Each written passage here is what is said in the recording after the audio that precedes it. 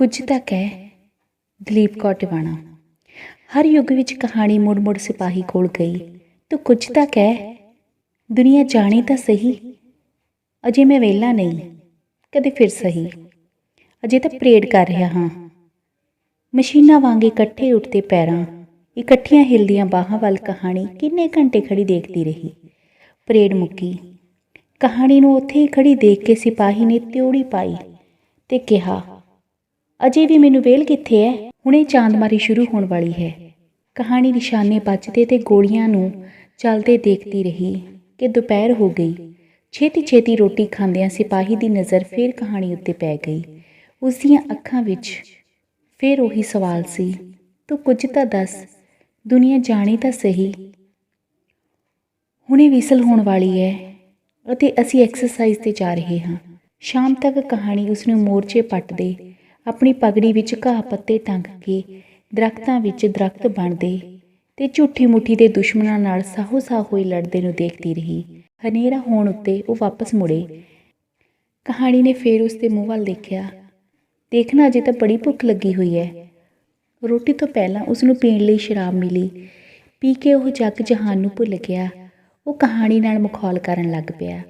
ਸਾਹਮਣੇ ਬੈਠੇ ਅਫਸਰ ਵੱਲ ਇਸ਼ਾਰਾ ਕਰਕੇ ਬੋਲਿਆ, ਉਸਦੇ ਤਗਮੇ ਦਿਸਦੇ ਨੇ? ਉਸਦੇ ਕੋਲ ਚਲੀ ਜਾ, ਉਹ ਤੇਰੇ ਲਈ ਸੋਨੇ ਦੀ ਨੱਥ ਬਣਵਾ ਕੇ ਦੇਊਗਾ। ਜਾਣਦੀ ਏ ਇਹ ਤਗਮੇ ਉਸਨੂੰ ਕਿਵੇਂ ਮਿਲੇ? ਇਕੱਲੇ ਨੇ ਮਸ਼ੀਨ ਗਨ ਨਾਲ ਦੁਸ਼ਮਣਾਂ ਦੇ 100 ਆਦਮੀ ਮਾਰੇ ਸੀ। ਹੁਣ ਤਾਂ ਸੌਰੀ ਕੋਈ ਲੜਾਈ ਨਹੀਂ ਲੱਗਦੀ। ਪ੍ਰੈਕਟਿਸ ਕਰ ਕਰਕੇ ਵੀ ਥੱਕ ਗਏ ਹਾਂ। ਕਹਾਣੀ ਇੱਕ ਟੱਕ ਲਾਈ ਉਸਦੇ ਮੂੰਹ ਵੱਲ ਦੇਖ ਰਹੀ ਸੀ। ਇਸ ਤੋਂ ਪਿੱਛੋਂ ਉਹ ਆ ਕੇ ਮੰਜੇ 'ਤੇ ਪੈ ਗਿਆ।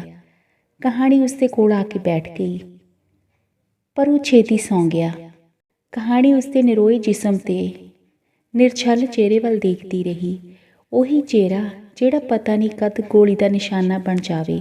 ਕਹਾਣੀ ਉਸਦੀਆਂ ਅੱਖਾਂ ਦੀਆਂ ਬੰਦ ਪਲਕਾਂ ਓਲੇ ਸੁਪਨੇ ਢੂੰਡਦੀ ਰਹੀ, ਜਿਨ੍ਹਾਂ ਵਿੱਚ ਕਿਤੇ ਉਹ ਤਗਮੇ ਲੈ ਰਿਹਾ ਸੀ, ਕਿਤੇ ਤਗਮੇ ਨਾਜੂ ਨੂੰ ਵਿਖਾ ਰਿਹਾ ਸੀ, ਕਿਤੇ ਪੁੱਤਰ ਨੂੰ ਅਫਸਰ ਭਰਤੀ ਕਰਵਾ ਰਿਹਾ ਸੀ। ਅਗਲਾ ਦਿਨ ਚੜ੍ਹਿਆ, ਫਿਰ ਉਸ ਤੋਂ ਅਗਲਾ ਤੇ ਫਿਰ ਉਸ ਤੋਂ ਅਗਲਾ। ਇਉਂ ਹੀ ਦਿਨ ਚੜ੍ਹਦੇ ਛਿਪਦੇ ਰਹੇ। ਕਹਾਣੀ ਵਾਰ-ਵਾਰ ਉਸਨੂੰ ਕਹਿੰਦੀ, ਤੂੰ ਕੁਝ ਤਾਂ ਕਹਿ। ਦੁਨੀਆ ਜਾਣੇ ਤਾਂ ਸਹੀ। ਪਰ ਉਹ ਆਖਦਾ ਤੇ ਠੀਕ ਆਖਦਾ ਸੀ, ਪਰ ਉਸ ਕੋਲ ਵਕਤ ਹੀ ਭਲਾ ਕਿੱਥੇ ਸੀ। ਫਿਰ ਇੱਕ ਦਿਨ ਕਿਧਰੋਂ ਗੋਲੀ ਆਈ। ਉਹ ਜਿਵੇਂ ਤਿਆਰ ਹੀ ਖੜਾ ਸੀ। ਬੰਦੂਕ ਨੂੰ ਸੰਭਾਲਦਿਆਂ ਉਹ ਉਸ ਪਾਸੇ ਦੌੜ ਪਿਆ। ਉਸ ਦੇ ਨਾਲ ਦੇ ਵੀ ਸਭ ਦੌੜੇ ਜਾ ਰਹੇ ਸੀ। ਭੱਜਦੀ ਹੱਪਦੀ ਕਹਾਣੀ ਵੀ ਉਹਨਾਂ ਦੇ ਮਗਰ ਗਈ। ਤੂੰ ਕੁਝ ਤਾਂ ਕਹਿ, ਤੂੰ ਕੁਝ ਤਾਂ ਕਹਿ, ਉਸਨੇ ਡਰਦੀ ਡਰਦੀ ਨੇ ਪੁੱਛਿਆ। ਤੂੰ ਪਿੱਛੇ ਜਾ, ਤੂੰ ਪਿੱਛੇ ਹੋ ਜਾ, ਇਸ ਘੜੀ ਮੇਰੇ ਕੋਲ ਵੇਲ ਹੀ ਕਿੱਥੇ ਹੈ। ਤਾੜ ਤਾੜ ਗੋਲੀਆਂ ਚੱਲੀਆਂ। ਉਸਦੇ ਕਿੰਨੇ ਸਾਥੀ ਲੁੜਕ ਗਏ। ਅਗਲਿਆਂ ਦੇ ਕਿਹੜਾ ਇਹਨਾਂ ਨੇ ਘੱਟ ਮਾਰੇ ਸੀ। ਅਚਾਨਕ ਇੱਕ ਗੋਲੀ ਉਸਦੇ ਵੀ ਆ ਲੱਗੀ। ਕਹਾਣੀ ਉਸਦੇ ਉੱਪਰ ਝੁਕੀ। ਤੂੰ ਕੁਝ ਤਾਂ ਕਹਿ, ਮੈਂ ਤੇਰੇ ਪੁੱਤਰ ਨੂੰ ਕੀ ਦੱਸਾਂਗੀ ਜਦੋਂ ਉਹ ਵੀ ਇਹਨਾਂ ਰਾਹਾਂ ਤੋਂ ਦੀ ਲੰਘਿਆ। ਪਰ ਉਸਨੇ ਕੁਝ ਵੀ ਧਿਆਨ ਨਾ ਦਿੱਤਾ। ਉਸਨੇ ਬੰਦੂਕ ਸੰਭਾਲੀ ਤੇ ਡਿੱਗੇ ਪਏ ਨੇ ਹੀ ਫਾਇਰਿੰਗ ਸ਼ੁਰੂ ਕਰ ਦਿੱਤੀ। ਉਹ ਕਿਵੇਂ ਨਾ ਕਰਦਾ, ਆਖਿਰ ਉਸਦੇ ਹੱਥ ਆਦੀ ਹੋ ਚੁੱਕੇ ਸਨ। ਵਰ੍ਹਿਆਂ ਤੋਂ ਹੋਰ ਉਹਨਾਂ ਨੇ ਕਰਨਾ ਹੀ ਕੀ ਸਿੱਖਿਆ ਸੀ। ਉਹ ਆਪਣੀ ਗੋਲੀ ਨਾਲ ਜਦ ਕਿਸੇ ਨੂੰ ਲੁੜਕਦਾ ਦੇਖਦਾ ਤਾਂ ਬੜਾ ਖੁਸ਼ ਹੋ ਜਾਂਦਾ, ਜਿਵੇਂ ਚਾਂਦਮਾਰੀ ਵੇਲੇ ਗੋਲੀ ਠੀਕ ਘੇਰੇ ਦੇ ਵਿੱਚ ਲੱਗਣ 'ਤੇ ਹੁੰਦਾ ਸੀ। ਫਿਰ ਇੱਕ ਹੋਰ ਗੋਲੀ ਉਸਦੀ ਪਿੱਠ ਵਿੱਚ ਆ ਲੱਗੀ। ਉਸਦੀ ਬੰਦੂਕ ਹੱਥਾਂ ਵਿੱਚੋਂ ਡਿੱਗਦੀ ਡਿੱਗਦੀ ਮਸਾਂ ਬਚੀ। ਉਹ ਪੀੜ ਨਾਲ ਕਰਾ ਉੱਠਿਆ। ਕੁਝ ਤਾਂ ਕਹਿ, ਕਹਾਣੀ ਨੇ ਉਸਦੀਆਂ ਅੱਖਾਂ ਵਿੱਚ ਝਾਕ ਕੇ ਪੁੱਛਿਆ। ਦੁਨੀਆ ਜਾਣੇ ਤਾਂ ਸਹੀ।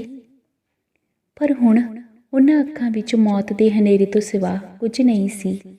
ਕਹਾਣੀ ਉੱਥੇ ਹੀ ਖੜੀ ਦੇਖ ਰਹੀ ਸੀ, ਜਦੋਂ ਦੂਸਰੇ ਪਾਸੇ ਦੇ ਉਸ ਵਰਗੇ ਹੀ ਸਿਪਾਹੀ ਉਸਨੂੰ ਲਿਤਾੜਦੇ ਲੰਘ ਗਏ।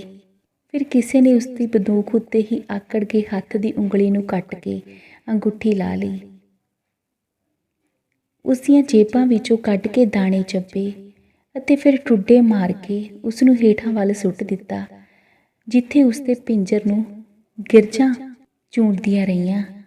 ਕਹਾਣੀ ਉਸਦੇ ਪਿੰਜਰ ਵੱਲ ਨੀਝ ਲਾਈ ਦੇਖ ਰਹੀ ਸੀ, ਜਿਵੇਂ ਕਹਿੰਦੀ ਹੋਵੇ, ਕੁਝ ਤਾਂ ਕਹਿ। ਦੁਨੀਆ ਜਾਣੇ ਤਾਂ ਸਹੀ, ਪਰ ਉਹ ਆਪਣੀ ਜਗ੍ਹਾ ਉੱਤੇ ਡਟਿਆ ਹੋਇਆ ਸੀ, ਜਿਵੇਂ ਕਹਿੰਦਾ ਹੋਵੇ, ਪਿਛਾਂਹ ਹੋ ਜਾ, ਮੇਰੇ ਕੋਲ ਵਕਤ ਹੀ ਕਿੱਥੇ ਹੈ। ਪਤਾ ਨਹੀਂ ਉੱਧਰ ਵਾਲੇ ਪਿੰਜਰ ਕਦ ਇੱਧਰ ਵਾਲਿਆਂ ਉੱਤੇ ਹਮਲਾ ਕਰ ਦੇਣ। ਧੰਨਵਾਦ।